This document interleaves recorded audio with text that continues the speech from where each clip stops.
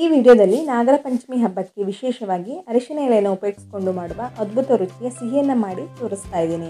ಆರೋಗ್ಯಕ್ಕೂ ಕೂಡ ಬಹಳ ಒಳ್ಳೆಯದು. ರುಚಿಯಂತೂ ಅದ್ಭುತವಾಗಿರುತ್ತೆ. ಕೇವಲ 10 ನಿಮಿಷದಲ್ಲಿ ಇದನ್ನು ರೆಡಿ ಮಾಡ್ಕೊಳ್ಬೋದು. ಅಕ್ಕಿನ ನೆನೆಸದೆ ರುಬ್ಬದೆ ಮಾಡುವ ವಿಧಾನವನ್ನು ಈ ವಿಡಿಯೋದಲ್ಲಿ ತೋರಿಸ್ತಾ ಇದ್ದೀನಿ. ಹಾಗಾದರೆ ತಡ ಮಾಡದೆ ಇದನ್ನು ಹೇಗೆ ಮಾಡೋದು ಅಂತ ನೋಡೋಣ. ಹಲೋ ಫ್ರೆಂಡ್ಸ್, ನಮಸ್ತೆ. ಶ್ರೀ ಮ್ಯಾಜಿಕ್ ಕಿಚನ್ಗೆ ಸುಸ್ವಾಗತ. ನಾನಿಲ್ಲಿ ಒಂದು ಮಿಕ್ಸಿ ಜಾರ್ಗೆ 1 ಕಪ್ ಆಗೋಷ್ಟು ಫ್ರೆಶ್ ತೆಂಗಿನಕಾಯಿಯನ್ನು ಹಾಕ್ಕೊಂಡು ಇದನ್ನು ಪೌಡ್ರ್ ಮಾಡ್ಕೊಳ್ತಾ ಇದ್ದೀನಿ. ಒಂದು 2 ರೌಂಡ್ ತಿರುಗಿಸ್ಕೊಂಡ್ರೆ ಸಾಕಾಗುತ್ತೆ. ನೋಡಿ, ಈ ರೀತಿ ಆದರೆ ಸಾಕು. ಇದಂದ್ರೆ ಹಾಗೆ ಬಾಯಿಗೆಲ್ಲ ಸಿಗುತ್ತೆ. ಹಾಗಾಗಿ ನಾನು ಇದನ್ನು ಪೌಡ್ರ್ ಮಾಡ್ಕೊಂಡಿದ್ದೀನಿ. ಈಗ ಇನ್ನೊಂದು ದಪ್ಪ ತಳದ ಪಾತ್ರೆಗೆ 1/2 ಕಪ್ ಆಗೋಷ್ಟು ಬೆಲ್ಲವನ್ನು ಹಾಕ್ಕೊಳ್ತಾ ಇದ್ದೀನಿ. ಈ ಬೆಲ್ಲ ಕರಗಿಸ್ಕೊಳ್ಳೋದಕ್ಕೋಸ್ಕರ ನಾನಿಲ್ಲಿ ಒಂದು 2 ಟೇಬಲ್ ಸ್ಪೂನ್ ಆಗೋಷ್ಟು ನೀರನ್ನು ಹಾಕ್ಬಿಟ್ಟು ಇದನ್ನು ಈ ರೀತಿ ಮಿಕ್ಸ್ ಮಾಡ್ಕೊಳ್ತಾ ಕರಗಿಸ್ಕೊಳ್ತಾ ಇದ್ದೀನಿ. 2 ಟೇಬಲ್ ಸ್ಪೂನ್ ಆಗೋಷ್ಟು ನೀರನ್ನು ಹಾಕ್ಕೊಂಡ್ರೆ ಸಾಕು. ಜಾಸ್ತಿ ನೀರನ್ನು ಹಾಕ್ಕೊಳ್ಳಿಕ್ಕೆ ಹೋಗಬೇಡಿ. ನೋಡಿ, ಈ ರೀತಿ ಬೆಲ್ಲ ಚೆನ್ನಾಗಿ ಕರಗಿದೆ. ಇದಕ್ಕೀಗ ನಾನು ಏಲಕ್ಕಿ ಪೌಡ್ರನ್ನ ಹಾಕ್ಕೊಳ್ತಾ ಇದ್ದೀನಿ. ಸಿಪ್ಪೆ ಕೂಡ ಒಂದು 2 ಏಲಕ್ಕಿಯನ್ನು ಕುಟ್ಟಿ ಪೌಡ್ರ್ ಮಾಡ್ಕೊಂಡು ಹಾಕ್ಕೊಂಡೆ. ಹಾಗೆ ಮೊದಲಿಗೆ ರೆಡಿ ಮಾಡ್ಕೊಂಡಿರುವಂತಹ ತೆಂಗಿನಕಾಯಿ ಪೌಡ್ರನ್ನ ಹಾಕ್ಕೊಳ್ತಾ ಇದ್ದೀನಿ. ಫ್ರೆಶ್ ತೆಂಗಿನಕಾಯಿ ಪೌಡ್ರನ್ನ ಹಾಕ್ಕೊಂಡು ಮಿಕ್ಸ್ ಮಾಡ್ಕೊಳ್ತಾ ಇದ್ದೀನಿ. ಇದೇ ರೀತಿ ಮಿಕ್ಸ್ ಮಾಡ್ಕೊಳ್ಳಿ. ಇದರಲ್ಲಿ ಇರುವಂಥ ನೀರಿನ ಅಂಶ ಎಲ್ಲ ಹೋಗ್ಬಿಟ್ಟು ಕಂಪ್ಲೀಟಾಗಿ ಡ್ರೈ ಆಗಬೇಕು. ಅಲ್ಲಿ ತನಕ ಇದನ್ನು ಮಿಕ್ಸ್ ಮಾಡ್ಕೊಳ್ಳಿ. 2 ನಿಮಿಷದಲ್ಲೆಲ್ಲ ಇದು ಡ್ರೈ ಆಗಿಬಿಡುತ್ತೆ. ಇದನ್ನು ಹಾಗೆ ಸೈಡಲ್ಲಿ ಇಟ್ಬಿಡ್ತೀನಿ. ಈಗ ಇನ್ನೊಂದು ದಪ್ಪ ತಳದ ಪಾತ್ರೆಗೆ 1.5 ಕಪ್ ಆಗೋಷ್ಟು ನೀರನ್ನು ಹಾಕ್ಕೊಳ್ತಾ ಇದ್ದೀನಿ. ಇದಕ್ಕೆ ನಾನು 1/2 ಟೇಬಲ್ ಸ್ಪೂನ್ ಉಪ್ಪು ಹಾಗೆ 2 ಟೇಬಲ್ ಸ್ಪೂನ್ ಆಗೋಷ್ಟು ಎಣ್ಣೆನ ಹಾಕ್ಬಿಟ್ಟು ನೀರನ್ನು ಚೆನ್ನಾಗಿ ಕುದಿಸ್ಕೊಳ್ತಾ ಇದ್ದೀನಿ. ಗ್ಯಾಸ್ ಫ್ಲೇಮನ್ನು ಹೈ ಫ್ಲೇಮಲ್ಲಿ ಇಟ್ಕೊಂಡು ನೀರನ್ನು ಚೆನ್ನಾಗಿ ಕುದಿಸ್ಕೊಳ್ತಾ ಇದ್ದೀನಿ. ಈ ರೀತಿ ಕುದಿಯೋದಕ್ಕೆ ಸ್ಟಾರ್ಟ್ ಆದ ನಂತರ ನಾನು ಗ್ಯಾಸ್ ಫ್ಲೇಮನ್ನು ಲೋ ಫ್ಲೇಮಲ್ಲಿ ಇಟ್ಕೊಳ್ತಾ ಇದ್ದೀನಿ. ಹಾಗೆ ಇದಕ್ಕೆ ಅಕ್ಕಿ ಹಿಟ್ಟನ್ನು ಹಾಕ್ಕೊಳ್ತಾ ಇದ್ದೀನಿ. ಸುಮಾರು 1 ಕಪ್ ಆಗೋಷ್ಟು ಅಕ್ಕಿ ಹಿಟ್ಟನ್ನು ಹಾಕ್ಬಿಟ್ಟು ಕೂಡಲೇ ಇದನ್ನು ಚೆನ್ನಾಗಿ ಮಿಕ್ಸ್ ಮಾಡ್ಕೊಳ್ತಾ ಇದ್ದೀನಿ. ಗಂಟುಗಳಾಗಬಾರ್ದು. ನೋಡಿ, ಈ ರೀತಿ ಚೆನ್ನಾಗಿ ಮಿಕ್ಸ್ ಮಾಡ್ಕೊಳ್ಳಿ.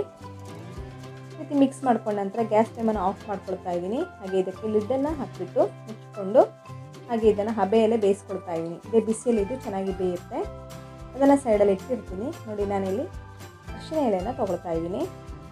ನಾನು 7ರಿಂದ 8 ಅರಿಶಿನ ಎಲೆಯನ್ನು ಉಪಯೋಗಿಸ್ಕೊಂಡು ಈ ರೆಸಿಪಿನ ಮಾಡ್ತಾ ಇದ್ದೀನಿ. ನಿಮ್ಮ ಹತ್ರ ಅರಿಶಿನ ಎಲೆ ಸಿಕ್ಕಿಲ್ಲ ಅಂದರೆ ಬಾಳೆ ಎಲೆ ಇದ್ದರೆ ಅದನ್ನು ಕೂಡ ಉಪಯೋಗಿಸ್ಕೊಂಡು ಮಾಡ್ಕೊಳ್ಬೋದು.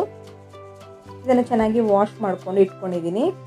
ಅನಿಸ್ತಿರ್ಬೋದು, ಕ್ಲೀನಾಗಿ ವಾಶ್ ಮಾಡಿಬಿಟ್ಟು ಇಟ್ಕೊಂಡಿದ್ದೀನಿ. ಈಗ ಅಕ್ಕಿ ಹಿಟ್ಟು ಕೂಡ ಚೆನ್ನಾಗಿ ಹಬೆಯಲ್ಲಿ ಬೆಂದಿದೆ. ಚೆನ್ನಾಗಿ ಬೆಂದು ಸಾಫ್ಟ್ ಆಗಿದೆ.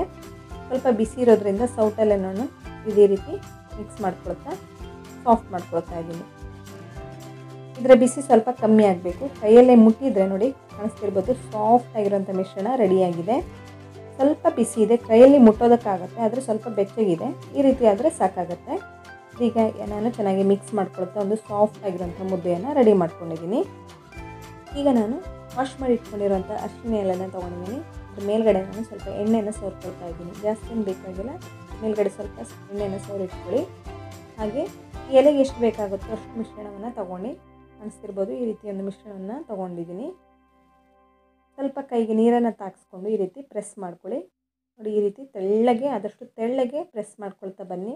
ಎಲೆಯಲ್ಲೆಲ್ಲ ಸ್ಪ್ರೆಡ್ ಮಾಡ್ಕೊಳ್ಬೇಕಾಗತ್ತೆ ಈ ಮಿಶ್ರಣವನ್ನು, ಅಕ್ಕಿ ಹಿಟ್ಟಿನ ಮಿಶ್ರಣವನ್ನು. ತುಂಬ ದಪ್ಪನಾಗಿ ಮಾಡ್ಕೊಳ್ಳೋದಕ್ಕೆ ಹೋಗಬೇಡಿ, ಅಷ್ಟು ಚೆನ್ನಾಗಿ ಬರಲ್ಲ ರುಚಿ.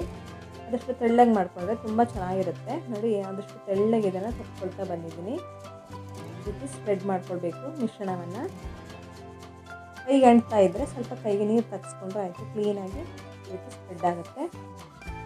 ಆದಷ್ಟು ತೆಳ್ಳಗೆ ಇದನ್ನು ಸ್ಪ್ರೆಡ್ ಮಾಡ್ಕೊಂಡಿದ್ದೀನಿ. ಹಾಗೆ ಇದ್ರ ಮೇಲ್ಗಡೆ ನಾನು ಮೊದಲಿಗೆ ರೆಡಿ ಮಾಡ್ಕೊಂಡಿರೋಂತಹ ಮಿಶ್ರಣವನ್ನು ಹಾಕ್ಕೊಳ್ತಾ ಇದ್ದೀನಿ. ಕಾಣಿಸ್ತಿರ್ಬೋದು, ಸ್ಟಫಿಂಗನ್ನು ರೆಡಿ ಮಾಡ್ಕೊಂಡಿದ್ದೀನಿ ನಾನು. ಕಾಯಿ ಹಾಗೆ ಬೆಲ್ಲದ ಮಿಶ್ರಣವನ್ನು ಇದಕ್ಕೆ ಹಾಕ್ಕೊಳ್ತಾ ಇದ್ದೀನಿ. ಮಧ್ಯಭಾಗದಲ್ಲಿ ಮಾತ್ರ ಹಾಕ್ಕೊಳ್ಳಿ, ಸೈಡಲ್ಲೆಲ್ಲ ಹಾಕ್ಕೊಳ್ಳಿಕ್ಕೆ ಹೋಗಬೇಡಿ. 2 ಅಥವಾ 3 ಟೇಬಲ್ ಸ್ಪೂನ್ ಆಗೋಷ್ಟು ಮಿಶ್ರಣವನ್ನು ಹಾಕ್ಕೊಂಡು ಈ ರೀತಿ ಸ್ಪ್ರೆಡ್ ಮಾಡ್ಕೊಳ್ಳಿ ಮಧ್ಯಭಾಗದಲ್ಲಿ. ಈ ರೀತಿ ಹಾಕ್ಕೊಂಡ ನಂತರ ಇದನ್ನು ಫೋಲ್ಡ್ ಮಾಡ್ಕೊಳ್ಬೇಕಾಗತ್ತೆ. ಕಾಣಿಸ್ತಿರ್ಬೋದು, ಈ ರೀತಿ ಫೋಲ್ಡ್ ಮಾಡ್ಕೊಳ್ಳಿ. ಹಾಗೆ ಸೈಡಲ್ಲೆಲ್ಲ ಈ ರೀತಿ ಲಾಕ್ ಮಾಡಿಕೊಂಡ್ರೆ ರೆಡಿ ಆಗುತ್ತೆ. ಈಗ ಇದೇ ರೀತಿ ಎಲ್ಲವನ್ನು ಮಾಡ್ಕೊಳ್ಬೇಕಾಗತ್ತೆ. ನಾನು ಇನ್ನೊಂದು ಮಾಡಿ ತೋರಿಸ್ತಾ ಇದ್ದೀನಿ. ಆದಷ್ಟು ತೆಳ್ಳಗೆ ಎಲೆ ಮೇಲೆ ಮಿಶ್ರಣವನ್ನು ಸ್ಪ್ರೆಡ್ ಮಾಡ್ಕೊಳ್ಬೇಕಾಗತ್ತೆ.